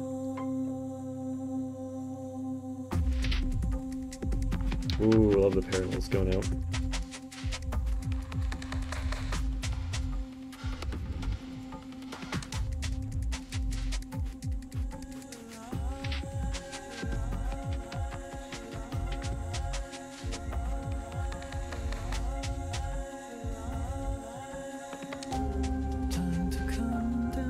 If anybody doesn't know how I actually met Moebius, I believe he got in touch with me when I was working on Basketball, because he wanted to work with me as a musician, and I didn't have any projects at the time that he could help me with. But he wanted to help with Basketball anyway, and since he knew it was taking place in Paris, where he lived at the time, he just went around and took pictures of where Basketball could take place and sent me this giant zip file of all these photos, and he gave me explanations for each one about why they were interesting to him. It was really awesome of him to do something like that for me. And then the next game, of course, was Soundodger. So I got in touch with him again. I was like, hey, I'm making a music game and I think this is our chance to work together. And he was like, you know, obviously very excited. So, amazing level. I love how that cuts to black there. Well, at least I held the heart for a while. Gotta count for something.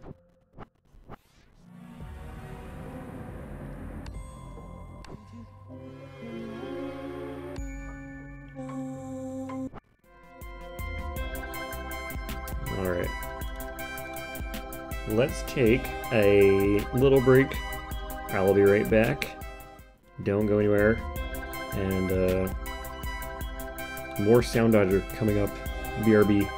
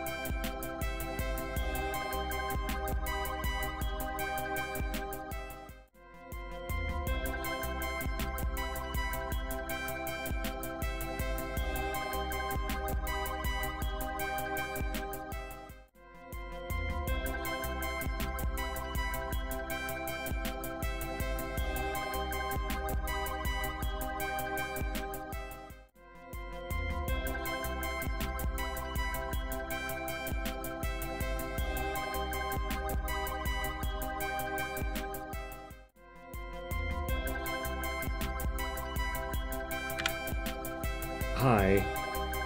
I'm back. Is this what we're doing? Right here? Oh, you guys said a lot, didn't you?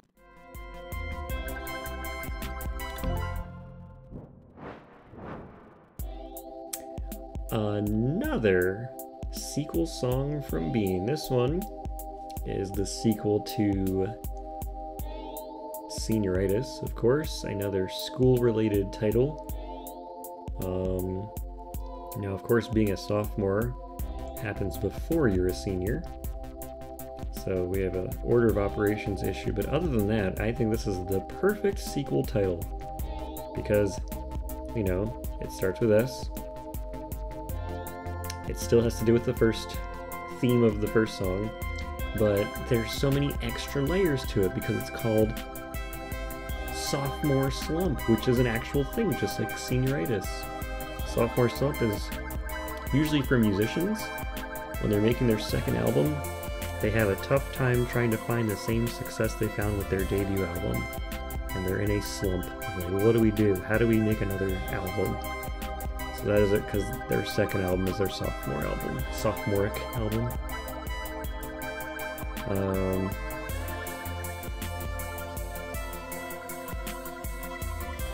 Yeah, so that's kind of a fun thing. It's like, what do I do with a sequel? What do I do with a sequel song? What do I do with a sequel level? Hello, Sneaky Heart, just sitting right there.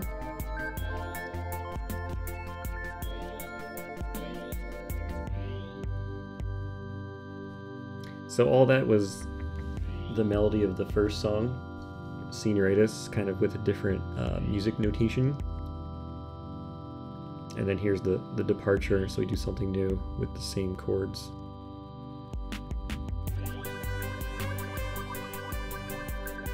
Which was actually really fun. I didn't mean for this song to be so long, but I didn't want to rush it. Usually I rush the songs, so like, let's get in and get out. 2-3 minute song, we're good. I was like, no, this one needs time to cook, as the kids say. Let it cook for a little bit longer. This is sipping a fine scotch. This is not just shotgunning a beer.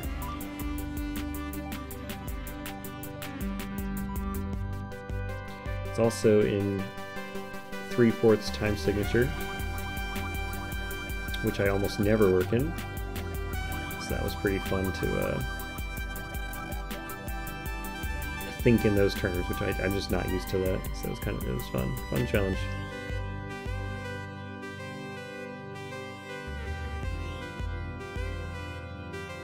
I did want to make a 5/4 song, and obviously I never ended up doing that.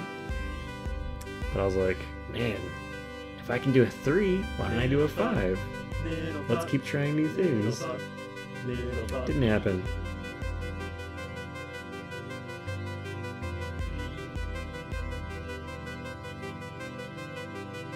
This is the part that needs to cook. So we did the whole thing. Beat drops. Oh, and I love it. This is one of my favorite little sneaky patterns. The bullets, the big bubbles kind of just stop there. And then they start twisting in place. Like a great use, something you just could not do in the first Soundodger. So now we have these rotating walls. Oh, so fun. This is I think the first washing machine I've made in the new game.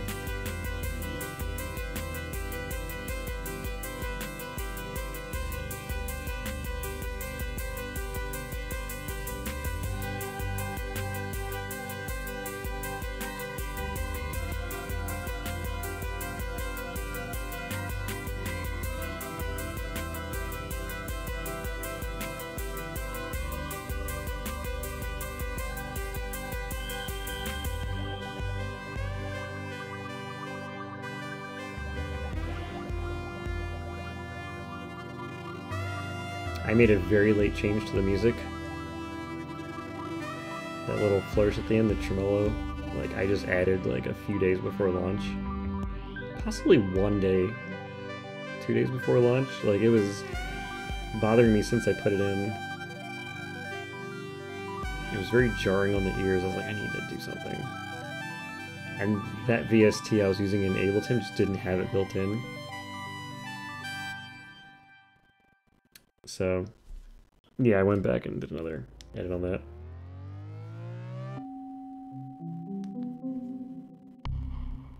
Ooh, I forgot about these nice colors here.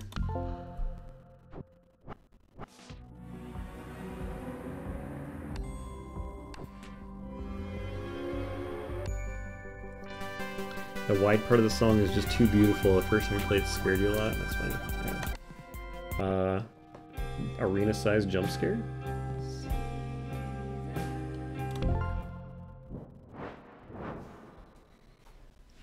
Okay. First song from Azure.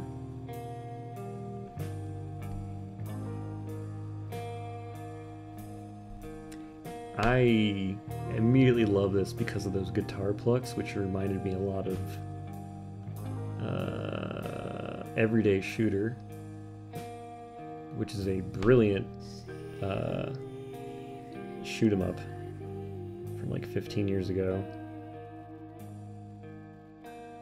But that one's also synced to music, kind of like how Soundodger is. There's like an actual story, very abstract, told through shapes, but a amazing story. Like each level, there's only 5 or 6 levels, maybe 8. I forget how many. Maybe there's 8. I think it's 8. 6? Man, how many levels are there? But each one is very unique. You just can't forget.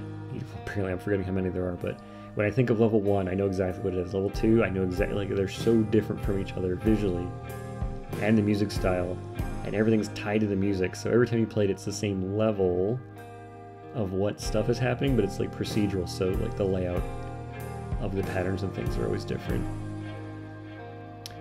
What a brilliant game. I love that thing start to finish. Anyway, this reminded me of that, so I was very happy to kind of bring Azure on board.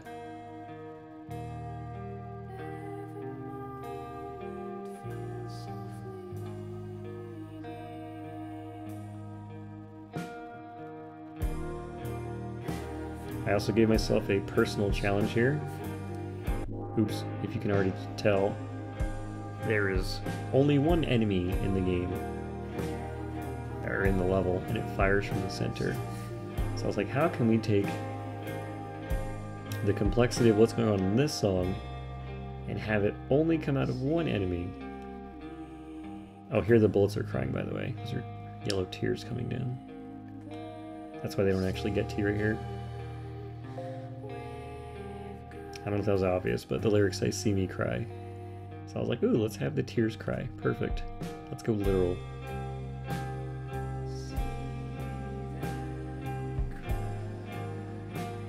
I also get to do classic bullet hell patterns here.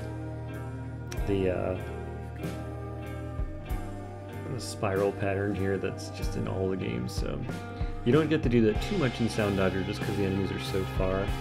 You don't get to appreciate that, but here, since I'm shooting from the center, you get to really feel the spiral as it comes out.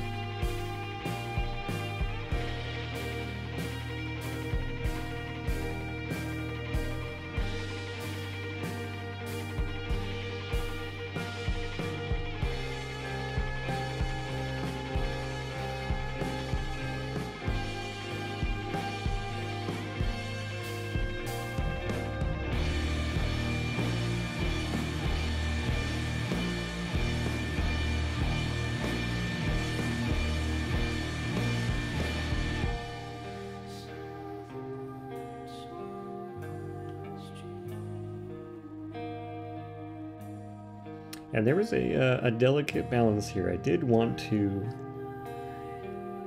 keep the player obviously paying attention to what they're doing, but I didn't want to overwhelm them, especially during these very quiet parts of it, so you can have a better contrast with these here. So, you know, like, you don't want it to ever feel boring or too easy, so you always have something to do. There's very few instances where you can stop paying attention or stop moving altogether. So like here we have like the extra twist on the ripples only, and then you think it's over, but you and I both know it ain't over. Got the twist again here, with the extra double echoes coming out here. The color change, I love all of it. Oh, and this part here is really cool, how it starts with this really thick waterfall of yellow bubbles, and then it kind of trickles down to nothing with the guitar.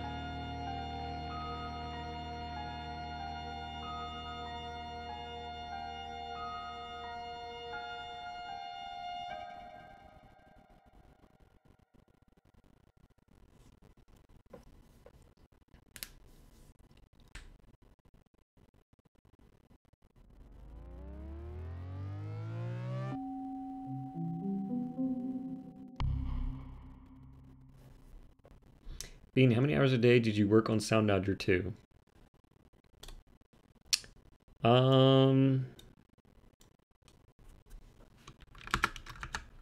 Let's see.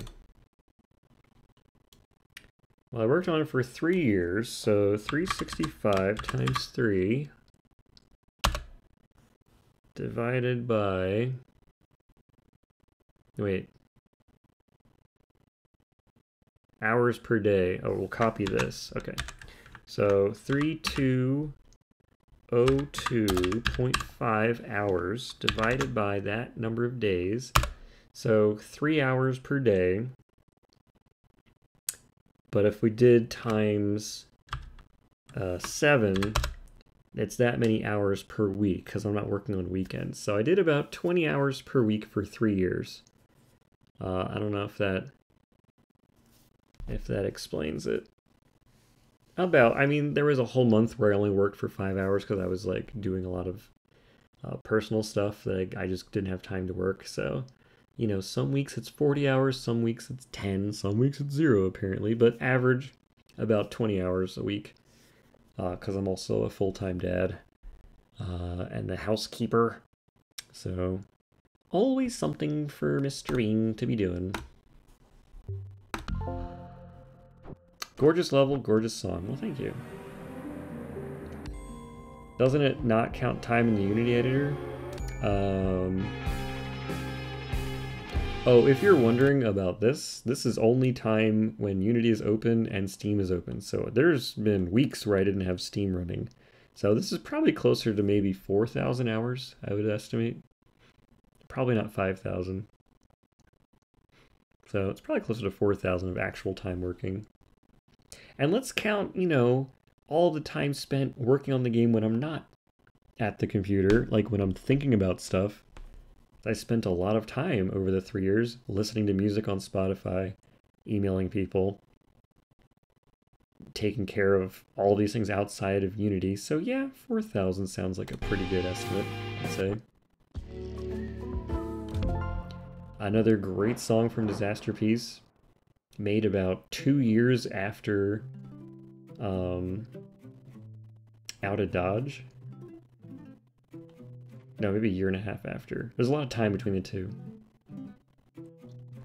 This is a fairly recent song that I didn't get until just a few months ago. And of course, I did not make this level. This was made by Ian Weston. The advanced version is featured quite a few times in the trailer, just because it's very eye-catching and all the parts feel different from each other. Oh, what is this exploit here? Drawing stuff in the sand. Love it. What a great visual of having it draw the bridge. You still have to take your time because of all these little bubbles. It's great.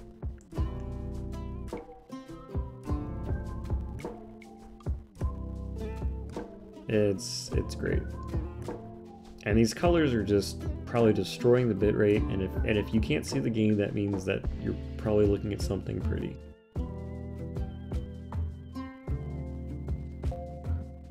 I gotta say, some of these levels you need to be playing on your computer to really get a sense of how beautiful they are. And apparently there is a 4K version of... Is it both songs or is it just Drops? It's Drops. That Mocus posted, that some of the creators put together. It's recorded in 4K. I don't have a 4K monitor. I can't even experience this game in 4K. And then Moika's texted me and said how much more impressive the game is in 4K. Like there's stuff you just, because everything's so clean, and you just get more clarity with all that. It's like, man, I'm missing out. I don't have not a single 4K monitor in this house. There's a lot of screens in this house. None of them are 4K.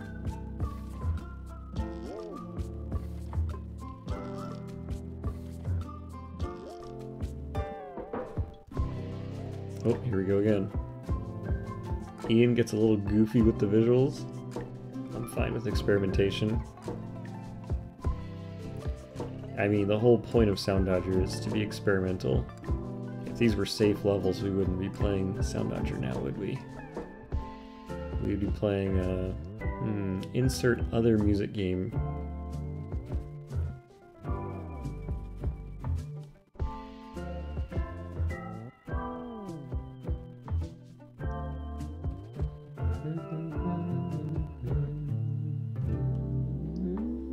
Ooh, that was close.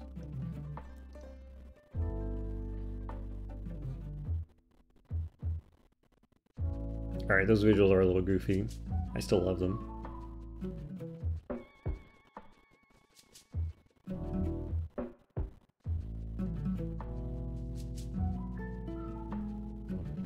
Like, you think you've seen every trick that Ian wanted to put into this level, visually.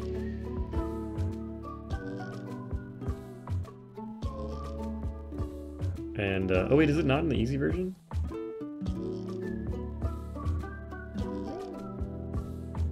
Oh, I guess it's only in the advanced version. The drop shadow. That's such a cool effect. Alright, I guess it's only in the advanced one, but yeah, that drop shadow is so cool. I still don't know how it was done. I've looked at the editor file, and I just don't know. And you know what? At this point, I don't want to know. I'm happy just appreciating it for what it is. I think I took the hard path on that one. Yeah, let me just stay here. Yeah.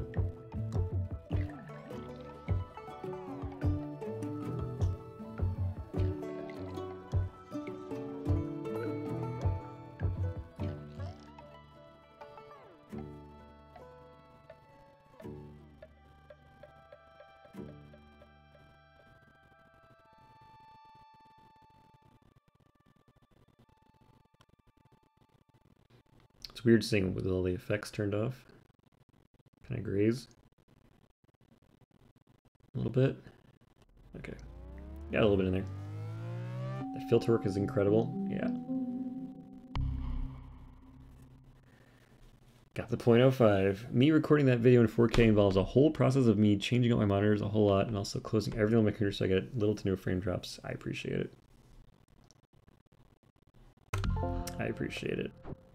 I think I tried to watch it on YouTube, but like the effect is lost on me on my peasant 1080 monitor.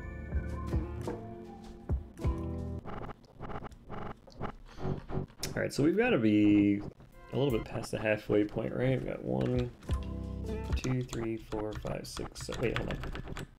We'll count that one as played. 1, 2, 3, 4, 5, 6, 7, 8, 9, 10, 11, 12, 13, 14, 15, 16, 17, 18. Oh, we're 2 past halfway. 2 past halfway. Alright. Let's at least unlock these last few songs here. See how we're doing. There's so many songs in this game, I know. Now those who know me know exactly why there are 40 levels. 40 songs and 120 levels. And that is because I love Mario 64 so much. I guess the number 40 has nothing to do with that.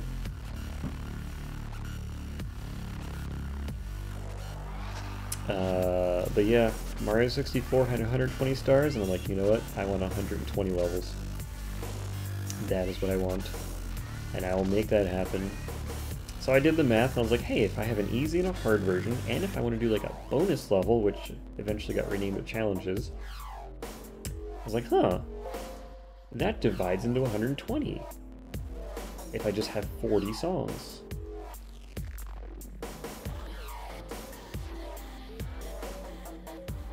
So, anyway, that was the goal from the very beginning. I didn't know how I was going to get there. I was like, I need a lot of musicians on this game, because I can only make so many tracks. I forgot how many I made. Did I make like 8? Plus the original 13, or the original 5.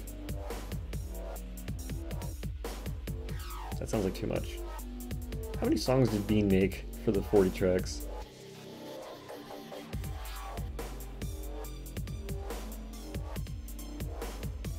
I have 5 sequel songs, 2 originals. Maybe I only have 7.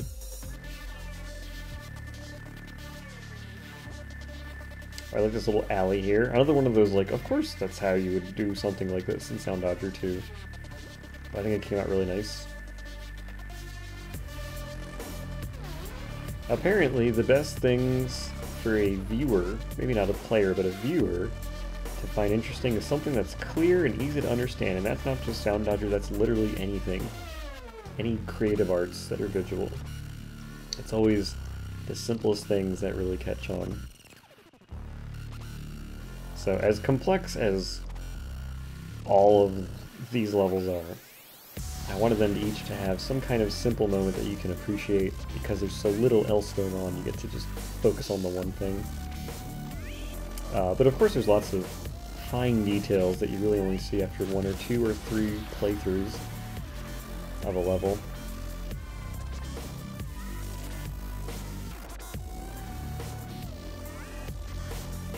This was a fun challenge because I was like, ooh, all of these really grainy synth sounds could each be a different laser pattern. I was like, okay, well, how many different laser patterns can you make with just 4 enemies? I was like, you know what? Challenge accepted.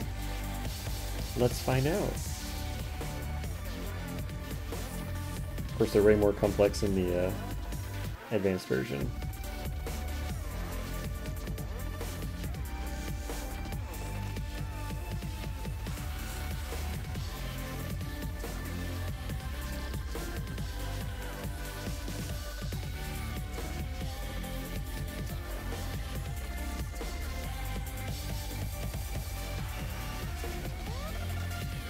I love that slowdown.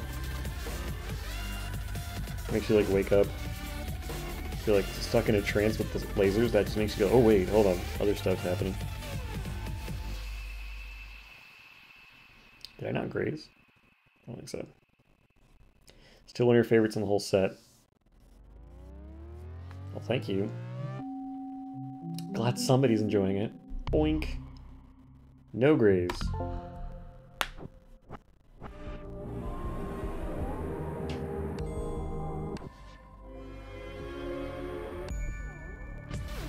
How are we doing so far on scores? We've got some A's there.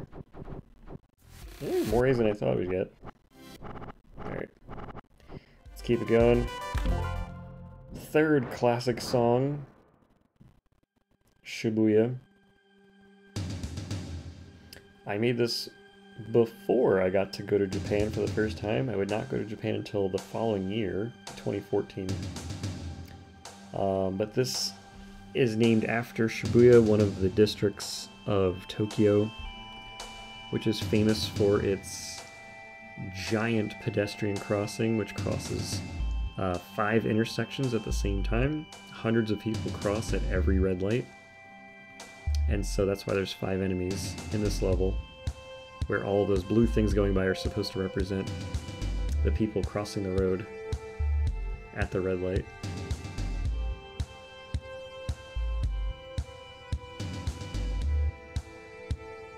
Oops.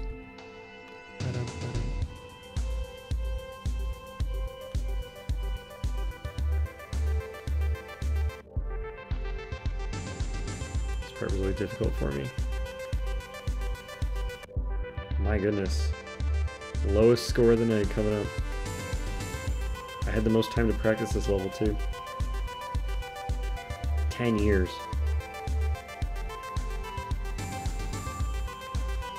This was actually not in the main levels for Soundodger Plus, this was in the DLC.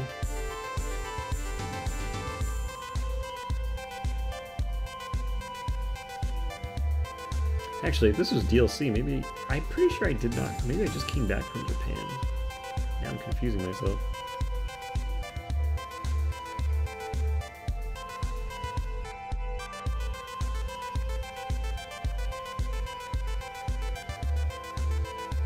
I'm pretty sure this came out before. That's how I remember the story. It's really awkward if we find out now that I've been to Japan before making this song.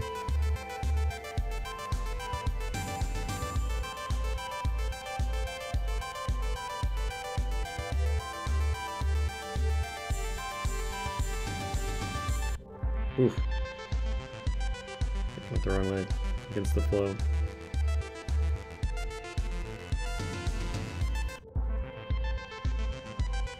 Is this an easy song or a normal? Did I call this easy?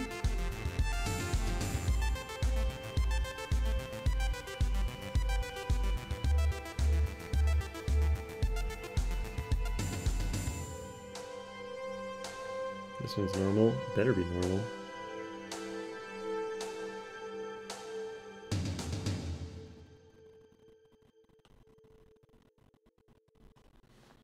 Funny how the advanced version of the level is easier than the basic version.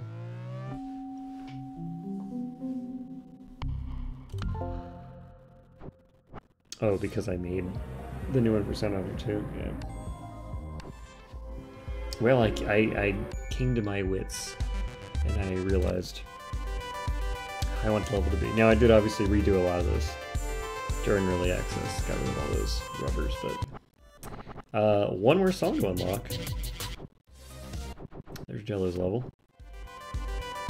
Can't dodge my love. Hey look! It's my wife. Easy! Oh, they're all locked. We gotta collect a heart. Let's do it. The final section on the advanced version kinda got downgraded. In fun, difficulty, visuals, excitement,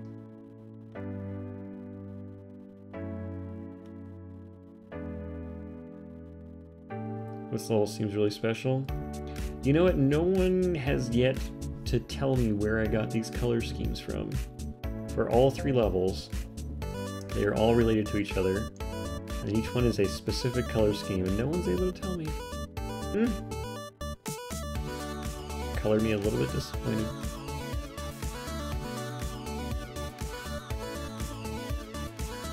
One day I'm going to release my color schemes. Like, I have the original thing, like, for one of them I color sampled a screenshot from Blade Runner 2049 for one of the levels, I forget which one.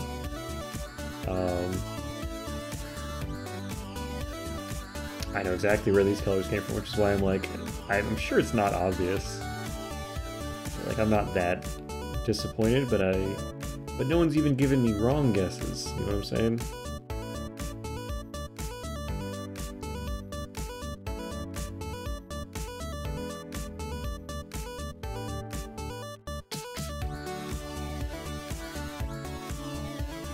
This is probably the weirdest pattern shape in the whole game that I made.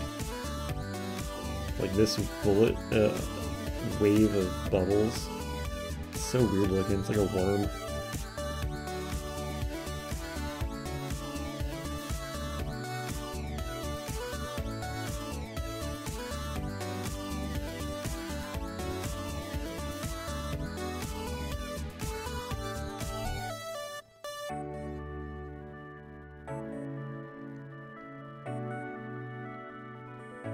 I love this bridge here. With like the distant echoes in the back.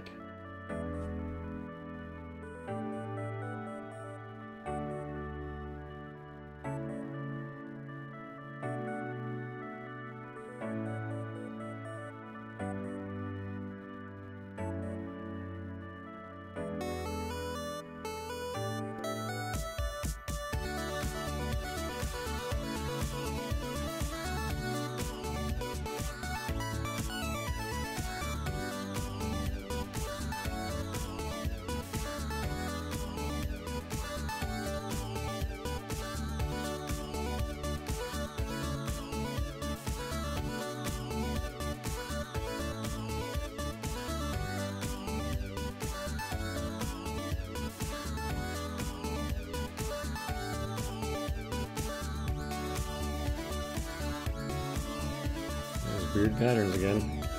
It's just because of the time warp hitting right while the stream is going, so they have these weird, like, elbows on them. Boom! Who up dodging they worm?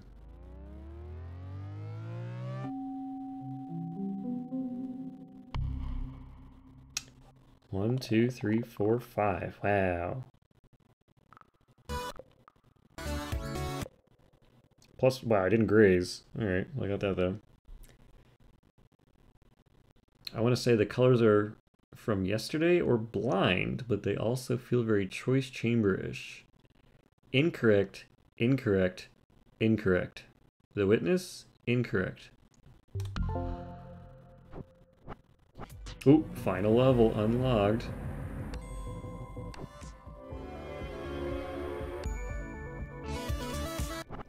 Cool, that's, well, I guess we didn't unlock all of them, did we? 14 levels remaining. 1, 2, 3, 4, 5, 6, 7, 8, 9, 10, 11, 12, 13, 14. Well, it's not wrong. That counter was, by the way, broken the night before launching, and it was stressing me out that it would have said 13 remaining, and I was very confused why it said that, because it was correct before that. I swear it was correct.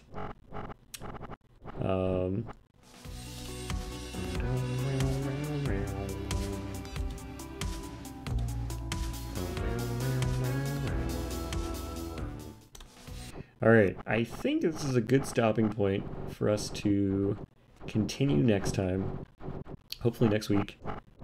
And we're going to start with Bill Kiley, the return of the magnificent Bill Kiley. And just go through all of the rest of the levels, and maybe do some challenges as well. Let's see if we can just do our Bean plays, a let's play with Bean with his own game type thing.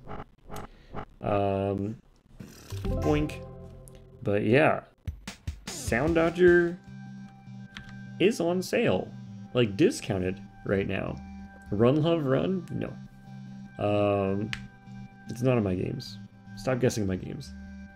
But yeah, thanks everyone for supporting Soundodger, by the way, like not just this week during launch, but for possibly a decade at this point, but also just during early access and, you know, giving me support. Like, Bean, you did a good job on this or that. Little comments like that do matter. Someone said something so nice in the Discord a day or two ago. It just touched me. I held my heart and said, oh, that felt nice to read. Thank you. So, anyway, all that stuff. Thank you all. There's still more Soundodger 2 stuff to come, but again, I'm always a busy man, and I'm starting a new project tomorrow. It is not Soundodger. So, I hope you're enjoying, or will enjoy, or have enjoyed everything that led to this wonderful game, Soundodger 2. But I am going to get going, and so I will see you all when I see you again. So, this is me, signing off.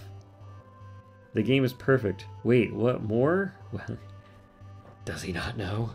He doesn't know. Alright, goodbye everyone. Have a wonderful rest of your whatever you're at right now. And until next time.